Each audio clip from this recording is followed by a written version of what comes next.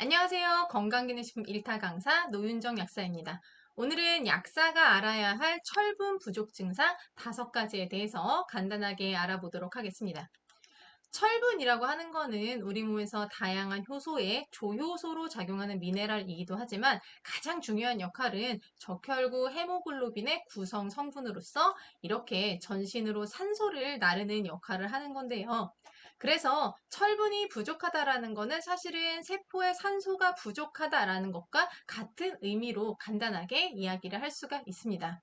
그래서 보통 철분이 부족하면 어지럼증 우선적으로 생각하시는데 생각보다 다양한 조직에서 문제가 발생해요. 그 중에서도 가장 첫 번째는 무엇이냐? 바로 전신으로 나타나는 무기력감과 피로 증상인데요. 아무래도 전신 조직의 산소 공급이 감소하다 보니까 세포대사의 에너지 생성이 저하되면서 전신 피로감과 무기력감, 특히 운동 후에 좀 회복이 느려지는 것을 경험을 하게 돼요. 보통 우리가 피로하다, 피곤하다라고 할 때 많이 먹는 게 뭡니까? 카페인을 비롯해서 비타민이나 간영양제를 많이 먹는데 이 철분 부족과 관련된 피로는 이런 것들로 잘 해결이 되지 않아요. 그래서 보통 비타민이나 간영양제를 먹고 하루에서 3일을 먹어도 특별하게 차도가 없다라고 할 때는 철분 부족과 연관된 피로가 아닌지 생각을 해볼 필요가 있겠습니다. 두 번째는요, 가슴이 두근거리는 증상인데요. 이거는 왜 그러냐면, 이제 혈액의 산소 운반 능력이 저하되는데, 이 상황에서 우리가 어떤 상황, 즉, 달리기를 한다거나, 청소를 한다거나, 밥을 먹는다거나, 다양한 상황으로 우리 몸의 산소의 요구량이 늘어나는 상황들이 계속 발생을 합니다. 그럴 때에 우리 몸이 결국에 산소 운반 능력이 저하된 상황에서 보완적으로 심장 박동을 늘림으로써 산소를 보충해요. 즉, 혈액을 더 빨리 보내려고 하는 거죠. 그러다 보니까 심박수가 증가하면서 가슴이 막 두근거리게 돼요. 이게 매우 심하신 분들은 어디까지 가냐면 그 일상적으로 걸레질 하고 난 다음에도 막 가슴이 두근두근 하기도 하고 김치 담그시고 난 다음에도 막 가슴이 두근두근 하기도 하고 일상적인 걷기 중이나 특히 여성분들 같은 경우는 운동 중에도 발생하는 경우들이 있습니다. 그러니까 일반적으로 심하지 않은 움직임에도 가슴 두근거리 발생하시면은 철분 부족 증상일 수 있으니까 이것도 꼭 기억을 해주시고 세 번째는 식욕 부진이에요.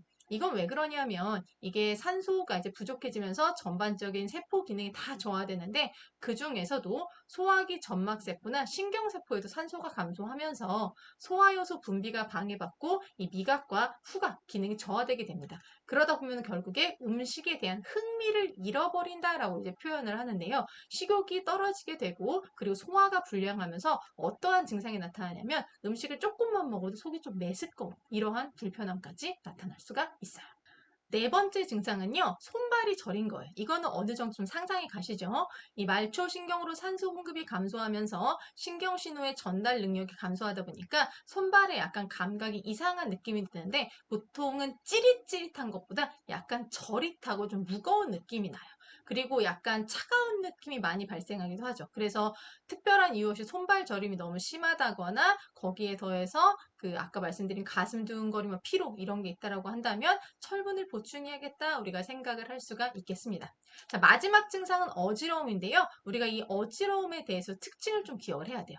일단은 어지러움이 발생하는 거는요. 뇌로 산소 공급이 감소하면서 혈압 조절 능력이 약화되기 때문인데요. 그래서 어떨 때 어지럽냐? 그냥 막 돌아다닐 때 어지럽고 이런 게 아니라 앉았다 일어날 때 주로 어지럽습니다.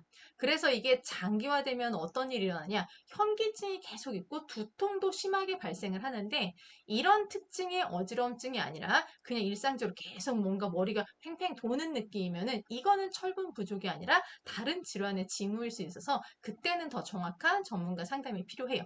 그래서 철분 부족에 의한 피로는 주로 앉았다 일어날 때 혹은 아침에 눈 떴어서 일어날 때 그럴 때 좀 많이 온다라는 걸 기억을 하시고 마지막으로 방금 설명한 5가지를 하나씩 좀 보도록 할게요. 가장 첫 번째 뭐였습니까? 네. 무기력함과 피로 증상이었고요. 두 번째는 가슴 두근거림 증상이었고, 세 번째는 식욕부진이었습니다. 그리고 네 번째는 손발저림, 마지막은 어지러움 증상이었는데 이 5가지가 성인이나 아이 할 것 없이 나타나긴 해요. 근데 이제 아이들 같은 경우는 뭐 손발저림이나 어지러움 이런 걸 많이 호소하진 않고 아이들은 특징적으로 식욕 부진이 나타나면서 밥을 잘 안 먹어서 키가 안 크고 이런 문제가 연결될 수 있거든요. 그래서 그 사항을 기억하시고 약국에서 철분이 부족하신 분들이 더 장기화돼서 결핍으로 과하게 진행되지 않도록 다양한 철분제와 조혈제를 함께 섞어서 활용해 주시면 좋을 것 같아요. 오늘은 여기까지. 다음에 다른 주제로 또 찾아오도록 할게요. 감사합니다.